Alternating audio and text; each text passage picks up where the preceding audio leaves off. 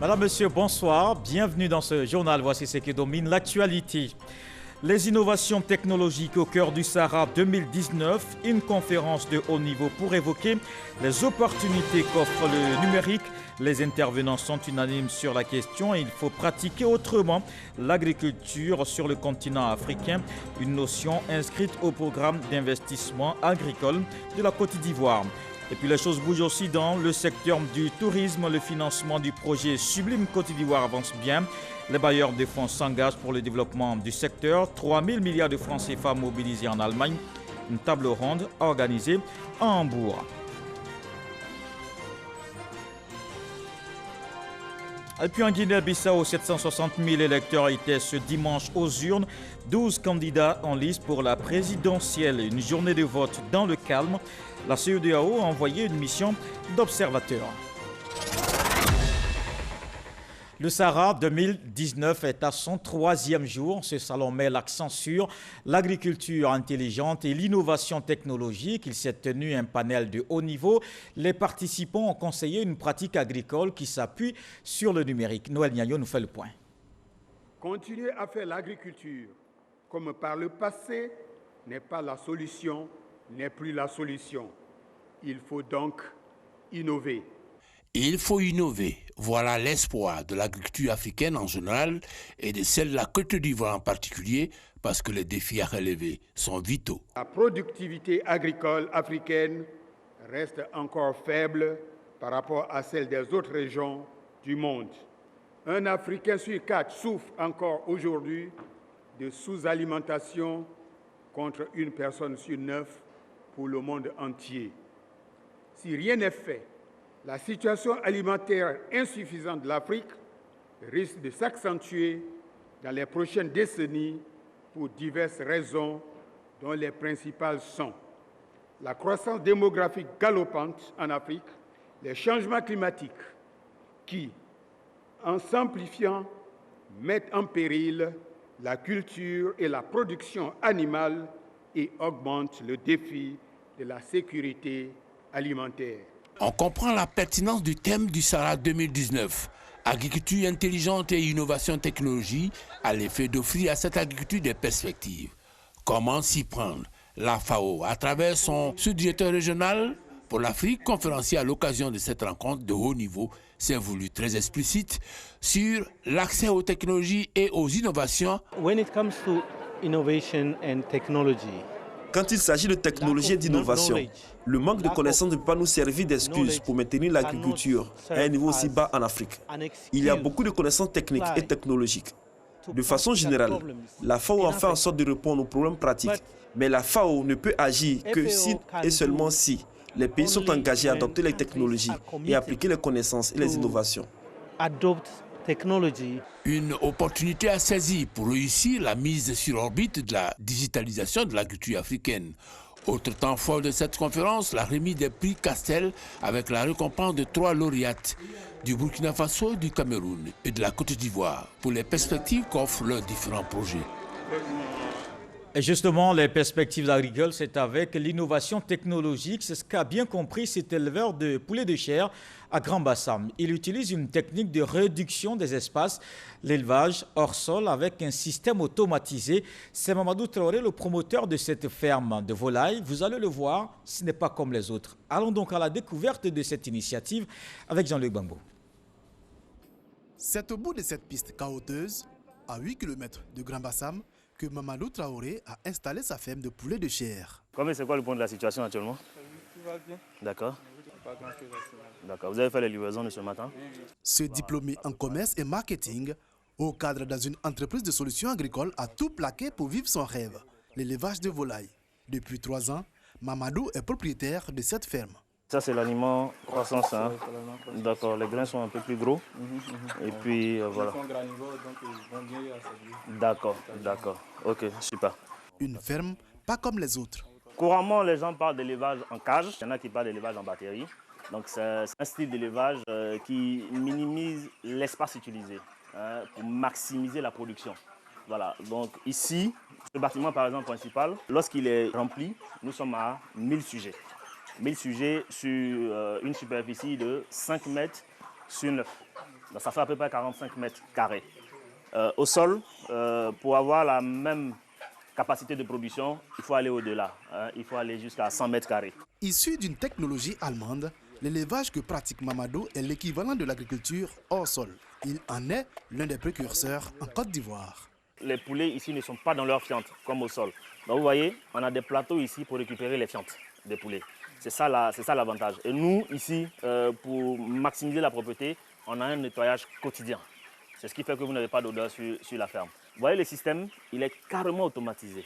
Vous avez un bac d'eau qui est là, qui approvisionne des tuyaux, et vous avez les poulets qui vont boire à travers de petits appareils qu'on appelle des pipettes. Dès qu'ils touchent, l'eau descend. Une fois qu'ils laissent, l'eau s'arrête. Une technique qui séduit plus d'un, à commencer par Richard Kwame, responsable technique de la ferme. Après ma formation à l'INP, nous l'avons pratiqué, nous avons fait des recherches là-dessus. C'est ce qui m'a poussé même d'ailleurs à venir ici, parce qu'on avait vu de très bons résultats là-bas. Et quand j'ai découvert cela, j'ai dit bon, paf, pourquoi ne pas y aller pour essayer de relancer plus encore l'activité. Nous faisons cette prestation effectivement pour des particuliers qui ont compris la nécessité, n'est-ce pas, de migrer de la forme traditionnelle, je dirais, la forme au sol, vers la nouvelle technologie, donc de migrer de la forme au sol en cage. Nous faisons effectivement des installations pour ces particuliers-là. Nous équipons aussi des écoles de formation parce que, selon notre lecture, d'ici quelques années, ce système-là sera très incontournable. Donc, autant former nos étudiants dès maintenant, n'est-ce pas, à produire dans ce système pour ne pas qu'ils soient dépassés. La ferme emploie 9 personnes et produit en moyenne 6 000 poulets sur une surface de 165 mètres carrés. Ses clients sont aussi bien à Grand Bassam qu'à Abidjan. Voici 3 mois qu'Olga Kwame s'est engagée avec la ferme de Mamadou. Tu as envoyé combien de poulets? J'espère que c'est gros comme poulet. La restauratrice commande chaque jour 30 poulets. Je suis allée visiter la ferme est propre, les poulets ne mangent pas leurs crottes, les poulets sont bien entretenus. Et puis le poids est correct. Des clients comme Olga, la ferme en possède une vingtaine. Face à l'urbanisation galopante et les espaces pour les fermiers qui se réduisent comme peau de chagrin, l'élevage hors sol tel que pratiqué par Mamadou Traoré apparaît comme une solution salvatrice.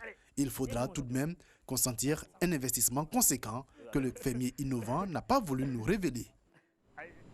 Et voilà pour les échos du Sahara ce soir. L'événement d'ailleurs se poursuit jusqu'au 1er décembre.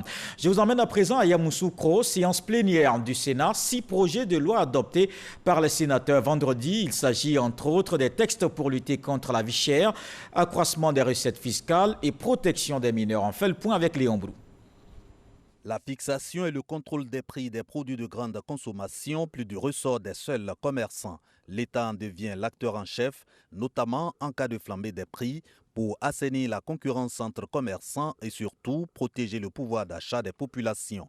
Sens de la nouvelle loi instituant la commission de la concurrence, ici définitivement votée à l'unanimité des sénateurs. Idem pour le système national de métrologie pour en maîtriser les instruments et les mesurages de produits dans le cadre de la lutte contre la vie chère. Le contrôle va être rigoureux. Les commerçants seront suivis. Chacun des Ivoiriens, des citoyens, doivent vraiment apprendre à respecter les lois en ce qui concerne la réglementation dans le domaine du commerce.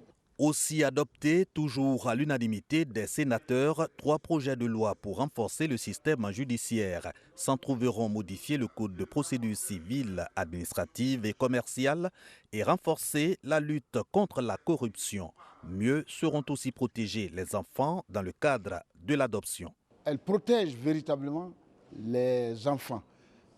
Des enfants qui sont déshérités et qui sont adoptés par des familles capables de les prendre en charge. Dernière loi prise ce 22 novembre 2019 par la plénière du Sénat, présidée par le vice-président Siloué Cagnon, celle pour contrôler le flux des communications. Objectif, maîtrise du chiffre d'affaires et accroissement des recettes fiscales du secteur des télécommunications. Intéressons-nous à présent à cette campagne pour l'allaitement exclusif. La coordonnatrice du Conseil national pour la nutrition, l'alimentation et le développement de la petite enfance était l'invitée de Hamza Diaby. C'était dans le cadre du magazine du dimanche. Dr Patricia Ngoran appelle les parents à suivre les directives nationales. Elle explique dans cet extrait les bienfaits de l'allaitement sur le bébé et la mère. Dès la première heure de vie, dès l'instant où l'enfant vit, dans l'heure qui suit, il doit être allaité. Il doit être mis au sein. Et nous devons l'allaiter comme ça jusqu'à 6 mois. 6 mois, on dit l'allaitement exclusif parce que nous ne voulons pas rajouter autre chose que le lait de sa mère. Pas d'eau, pas de décoction, pas de lait végétal ou animal, pas de jus, rien que le lait de sa mère, pas d'eau. Et cela jusqu'à 2 ans et demi et même plus. Aujourd'hui, on demande même plus. Et il faudrait à partir de 6 mois compléter le lait de la mère avec des aliments adaptés à l'âge de l'enfant. C'est le meilleur lait, il est assimilable, il se digère facilement. L'enfant qui a allaité n'a pas de souci de constipation. D'abord, le lait est prêt à l'emploi, il protège l'enfant contre les infections et il permet à la famille donc d'économiser. Parce que l'enfant qui est allaité, qui n'est pas allaité, va au moins faire 5 épisodes diarrhéiques du fait que vous allez manipuler, utiliser de l'eau qui n'est pas propre. Donc l'enfant a des risques de mourir. Il a des risques encore 5 à 7 fois de contracter des infections respiratoires qui sont très très fréquentes chez l'enfant et qui peuvent aussi l'emporter. Donc des risques aussi à ce stade, il faudrait promouvoir l'allaitement pour l'enfant. Et pour la mère, ça protège la mère, d'abord l'enfant qui naît aussitôt. Dès que vous le mettez au sein, il y a une contraction utérine qui se fait. Donc ça permet l'involution de l'utérus de revenir à sa place et d'évacuer le sang, les caillots de sang qui sont encore dans l'utérus. Ça permet à la mère de retrouver aussi son poids. Une femme qui allaite correctement va retrouver son poids d'avant la grossesse. Ça permet aussi à la mère d'éviter certains cancers. Il y a un grand risque de cancer du sein chez les mères qui n'ont pas allaité et du cancer de l'ovaire. Et ça permet aussi, il faut revenir à ça, la contraception. Une mère qui allaite correctement ne peut pas avoir de retour de couche, donc l'espacement de grossesse va se faire naturellement. 3 000 milliards de francs CFA, c'est le montant mobilisé à Hambourg pour financer le programme touristique Sublime Côte d'Ivoire. Une table ronde organisée en Allemagne. Les bailleurs de fonds rassurent le ministre du Tourisme, Siandou Fofana. Ils ont exprimé leur volonté d'accompagner le développement du secteur. Le point avec Patricia Omouetia. Mission fructueuse pour cette 2e édition de la table ronde des bailleurs à Hambourg, en Allemagne. Vos contributions pour presque 12 projets qui ont été présentés et des projets d'envergure qui ont permis de mobiliser 5,8 milliards d'euros en ce jour. Une journée bien remplie pour Siandou Fofana. Il a échangé avec plusieurs bailleurs et partenaires, notamment le groupe Discovery, pour montrer les atouts touristiques de notre pays et atteindre la cible de 3 milliards avec cette chaîne de télévision internationale. La présentation aujourd'hui du ministre du Tourisme ivoirien a confirmé notre intérêt pour investir et pour être présent, en tout cas être un acteur clé dans le tourisme. Au cours de cette table ronde, Siandou Fofana a ouvert les travaux. 12 projets ont été présentés. Le but est de transformer la physionomie structurelle de notre pays, la Côte d'Ivoire, en vue d'accueillir 4 millions de touristes en 2025.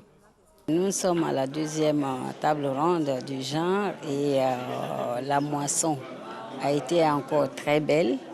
Nous, en tant qu'acteurs du secteur, nous ne pouvons qu'être heureux et honorés, et très fiers d'ailleurs, de ce nouveau dynamisme que notre ministre insuffle dans le secteur. Il y a de cela quelques jours, Son Excellence le Président de la République était ici. Nous avons travaillé donc dans le cadre du G20 Compact et les résultats qui en sont sortis sont satisfaisants et nous pensons poursuivre sur notre lancée, bien sûr aussi dans le domaine du tourisme. Au thème des travaux de cette 2e édition des tables rondes, celle de Hambourg a mobilisé 5 milliards 800 millions d'euros. Sublime Côte d'Ivoire, la stratégie nationale de développement touristique a reçu encore une fois un écho favorable des investisseurs et partenaires allemands. Dans l'actualité politique, hommage au président de la République Assoro Bango. C'est dans l'est du pays. Les populations expriment leur reconnaissance au chef de l'État. La localité a bénéficié de plusieurs actions de développement. Une cérémonie tenue en présence du président de l'Assemblée nationale, Éric Gory. Amadou Soumaoro fait prince dans la sous-préfecture de Soro-Bango, située dans la région du Grand-Togo. Le président de l'Assemblée nationale de Côte d'Ivoire est désormais Nana Addo Kofi. Il a reçu sa couronne en pleine cérémonie d'hommage au président Alassane Ouattara. Les populations de cette localité saluent le développement rapide de Soro-Bango depuis la cession au pouvoir du président de la République. Le président de la République nous a octroyé un château d'eau Et aussi, nous avons octroyé un collège moderne à Sourbango et bien sûr un collège moderne de proximité à Tambi et bien d'autres villages des deux sous-préfectures. Et aussi le président de la République nous a octroyé une brigade de gendarmerie, encore en train de nous octroyer une université qui est à la sortie de Bonoukou. Pour dire clair, le président depuis donc son arrivée au pouvoir en termes d'acquis, Sourbango n'est pas en reste. Et nous continuons de prier. C'est comme l'homme, le développement n'est pas fini. Il y a toujours des défis à relever. Amadou Soumaoro a félicité les populations pour l'initiative. Dans le Gontougo, le taux d'électrification est passé de 27 à 72%. Le président Alassane Ouattara s'engage, et il va le faire, que tous les villages de plus de 500 habitants seront électrifiés avant la fin de 2020. Et c'est comme cela, dans tout le pays, il a fallu Alassane Ouattara pour que nos villages et nos campements bénéficient d'électrification. À la fin de la cérémonie, le président de l'Assemblée nationale a procédé à la pose de la première pierre du siège du collectif des chefs traditionnels des sous-préfectures de Sorobango et de Tagadi. Dans la région de l'Indénié, Djouablin, les actions de développement du président de la République saluées, cérémonie de reconnaissance à Bétier, accès à l'électricité, l'eau et surtout le pont du département, une touche de modernité dans la localité. Franck Quadio. Bétier, chef-lieu de département à 160 km d'Abidjan. Ce pont trône sur la Komboué, une fierté pour les habitants. Ces derniers disent revenir de loin. Il y a peu, cette commodité, il n'y avait même pas accès. Et aujourd'hui, Patrick Hachi, président de cette cérémonie, hommage au président de la République, Alassane Ouattara, le rappelle bien. On venait à Bétier à 1h sans savoir quand on pourrait retourner. On montait sur le bac sans être sûr qu'on traverserait parce que même dessus, il arrive que le fleuve le fasse dériver jusqu'à des dizaines de kilomètres plus loin. C'est ça qui était la réalité. Les problèmes d'électricité étaient là. La moitié de la ville était dans la pénombre, pour ne pas parler des villages.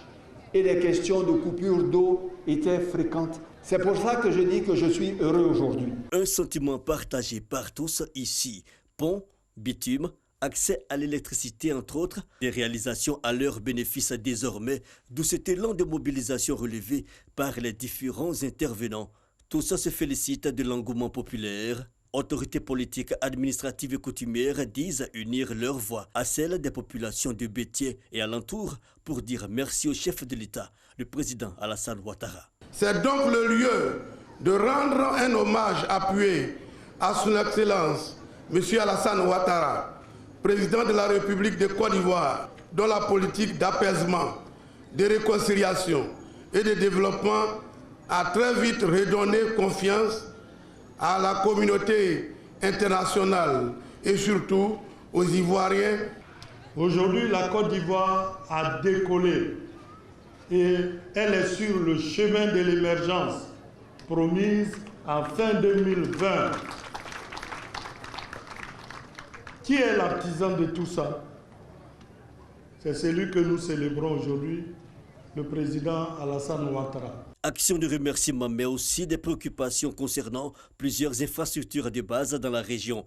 Un début de réponse avec le président du conseil régional, Pascal Abinakwakou, qui a égrené quelques axes de son projet de développement, mais surtout cette promesse du chef de l'État, Alassane Ouattara, transmise par le ministre Patrick Hachi Jérôme et président de la cérémonie. Je suis heureux de vous annoncer, au nom de son Excellence, Monsieur le Président de la République, qu'en début d'année 2020, les travaux vont démarrer.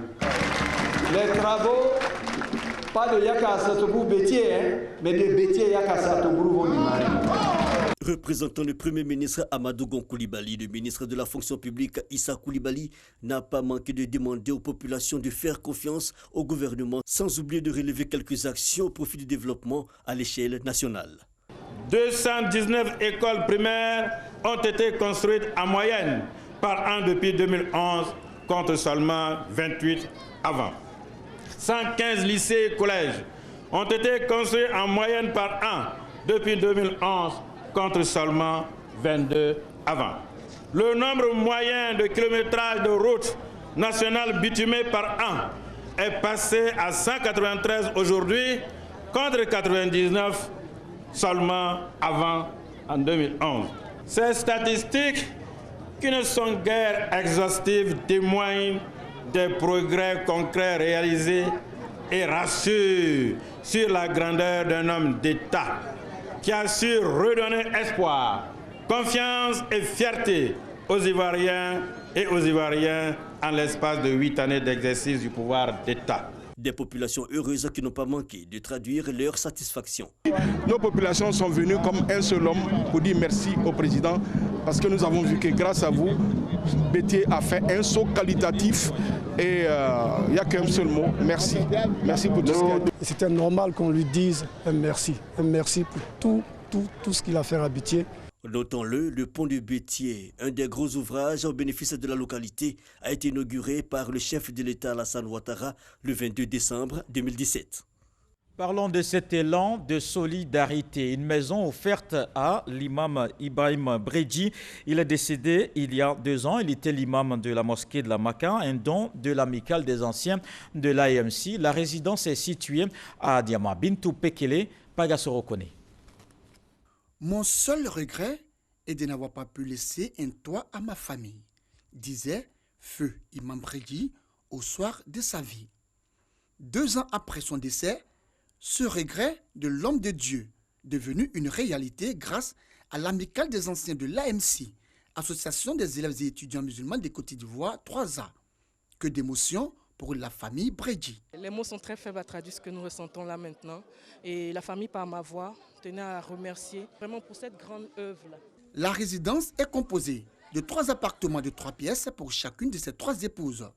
D'une valeur de 39 200 000 francs CFA, elle est construite sur la propriété de Feu Imam Bredji. Le montant est plus que ça. Pourquoi? Parce que Bredji lui-même a préfinancé les travaux. Il a acquis le terrain. Ces appartements vont être équipés, entièrement équipés. On ne va pas s'arrêter là. Parmi les donateurs pour la réalisation de cette œuvre sociale, Fosseni Dambélé, directeur général de la RTI, membre des 3A. L'imam Bredji a été celui-là qui s'est sacrifié pour son prochain, qui a apporté l'amour et la générosité à son sommet et qui nous a montré tous que la vie humaine, au fond, n'a pas de sens si on ne sait pas partager et si on ne sait pas se mettre au service des autres. C'est ce qu'il a fait et pour nous qui sommes là, qui avons bénéficié de ses enseignements, qui avons été avec lui au quotidien, c'était au niveau des 3A quasiment un devoir que d'être là et de faire ce petit geste-là à l'endroit de sa famille. Les clés de la résidence Bredji ont été remises à Imam Sekou Sila, représentant le Cheikh Boakari Fofana, président du Conseil supérieur des imams des mosquées des affaires islamiques COSIM, puis à Cheikh Moussa Fassonta, calife général de la Tidjana en Côte d'Ivoire, représentant la famille Bredji. Au nom de la famille, au nom du grand frère de l'imam Bredji, on dit merci aux 3A, merci à l'imam Sekou Sila, merci surtout à Cheikh Aïm Boakari Fofana. Décédé le 23 février 2017, Feu Imam Bredji Ibrahim, l'ami des prisonniers, aura donné sa vie pour les pensionnaires de la maison d'arrêt et de correction d'Abidjan Maka par ses prêches et invocations au sein de sa mosquée Al-Tauba, le Repentir.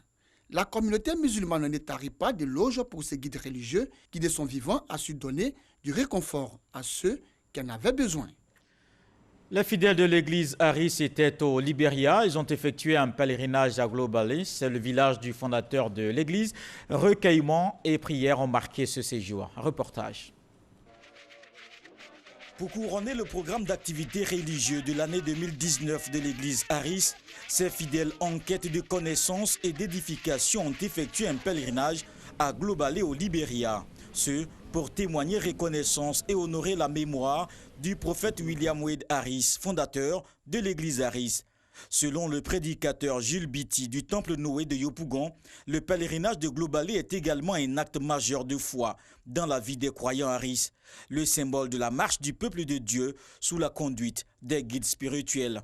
23 avril 1929, 23 avril 2019, ça fait 90 ans. Avant sa mort, il a dit sa maison sera érigée à un temple. Il faut que nécessairement les gens font un temple dans sa maison. Sa cour sera un temple.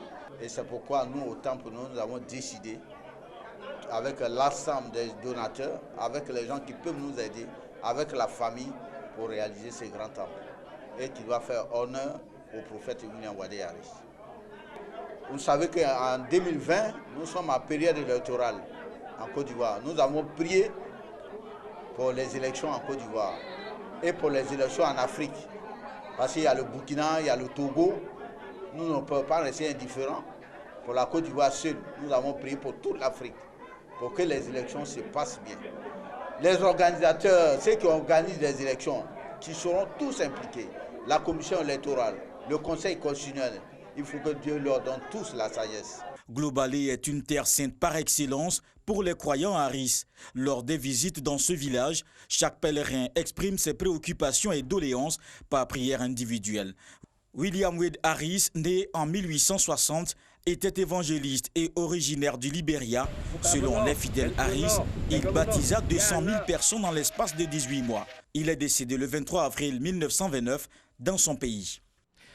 En culture, un festival pour la promotion de la tradition bron. Il vient de se tenir la 3e édition d'Afri-Yamba à Bandoukou, parade de chefs et autres danses du terroir. À voir dans ce reportage de Serge Kolia. Pour cette 3e édition du festival Afri-Yamba à Songori, dans la sous-préfecture de Bandoukou, le commissaire général et initiateur Atta Ouattara Abou et son équipe mettent en avant, comme à l'accoutumée, la promotion de la culture bron à travers les danses, les chants et la musique du terroir. Autour de la fête de l'Igname, les populations sont appelées à valoriser l'histoire et la mémoire du peuple bron. 4 jours d'activité pour 4 grandes articulations. L'opération Don de sang, un acte citoyen pour aider l'antenne régionale du Centre national de transfusion sanguine, une consultation gratuite et le dépistage du diabète, avec pour thème la santé pour tous, ont mobilisé les filles et fils de Songori durant cette 3e édition d'Afri-Yamba. L'ONG Éduc 2000, promotrice de l'événement, a sacrifié à la tradition avec la remise de bûches au chef du village. C'est un geste symbolique de respect à l'endroit du chef.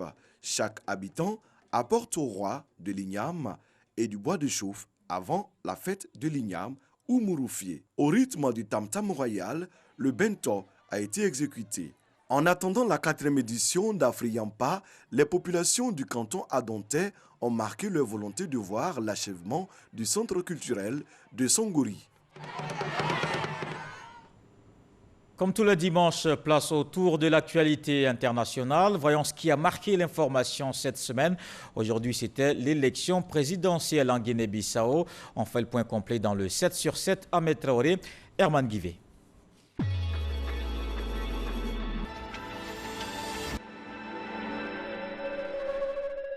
Au Niger, lundi dernier, Hama Hamadou a été incarcéré à la prison de Filangué pour purger les 8 mois qui lui restent de sa peine. Il s'est présenté lui-même au tribunal avant d'être conduit en prison. L'opposant âgé de 69 ans avait été condamné à 1 an de prison pour son implication dans un trafic de bébés avec le Nigeria et impliquant également une de ses épouses. Il avait été incarcéré en novembre 2015 à son retour d'un premier exil. À Hong Kong, selon le rapport de la police, une centaine de manifestants ont entamé leur dernière journée de manifestation mardi dernier. Retranchée dans le campus de l'université polytechnique, la chef de l'exécutif de Hong Kong, Carrie Lam, a exprimé sa grande inquiétude quant à la situation qui prévaut sur le campus de l'université polytechnique de Hong Kong. Athènes a annoncé ce mercredi 20 novembre la fermeture prochaine des 3 plus grands camps de migrants et leur remplacement par des structures fermées, triplant les capacités d'accueil qui restent toutefois insuffisantes. Les 3 camps surpeuplés qui abritent actuellement plus de 27 000 migrants pour une capacité totale de 4 500 seront fermés à une date qui n'a pas été précisée. En Colombie, jeudi dernier, tous les syndicats ont appelé à une grève nationale. Un appel relayé par les forces d'opposition. Les revendications de ces syndicats sont multiples. Il s'agit pour eux de manifester contre la politique économique et sociale du gouvernement et contre un projet de réforme du droit du travail et de la retraite. Il s'agit également pour eux de défendre l'accord de paix signé avec la guérilla. Le Liban a célébré ce vendredi 29 novembre sa fête nationale sous le vent d'une crise populaire. Une forte mobilisation était attendue avec des rassemblements prévus dans l'ensemble du pays. Les autorités ont préféré annuler le traditionnel défilé militaire, se limitant à une cérémonie symbolique dans une caserne. Le mouvement de contestation a appelé les Libanais à manifester dans un défilé civil. Le Sénat bolivien a donné son accord ce samedi 23 novembre pour l'organisation de nouvelles élections présidentielles et législatives, ce sans l'ex-président Morales. Ces scrutins doivent en principe mettre un terme à l'instabilité née après la présidentielle controversée du 20 octobre. Ce dimanche 24 novembre, 760 000 électeurs bissau-guinéens sont appelés aux urnes pour élire leur président. Parmi les candidats, le président sortant José Mario Vaz, Domingo Simoes et Umaro Sissoko qui font figure de favoris. Un scrutin censé tourner la page des crises politiques.